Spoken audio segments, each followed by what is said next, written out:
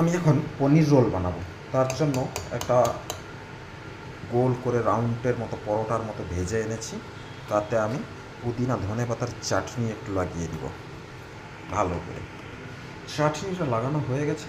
আমি একটা পনিরের মশলা বানিয়েছিলাম, ক্যাপসিকাম, পেঁয়াজ আর পনির।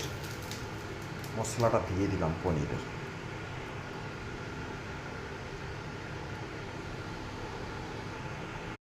উপরে কাঁচা পেঁয়াজ আর ধনে পাতা, একটু নুন দিয়ে দিব,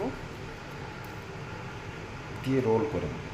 একটা তাওয়া গরম করব, উল্টে পাল্টে এই রোলটাকে সেঁকে দেবো হালকা গ্যাসে, স্লো গ্যাসে। দেখতেই পাচ্ছ আমার পনির কাঠি রোল রেডি। এইভাবে তোমরাও সেঁকে নিবে চারিদিকে উল্টে পাল্টে। আমার কমপ্লিট হয়ে গেছে। Bye bye.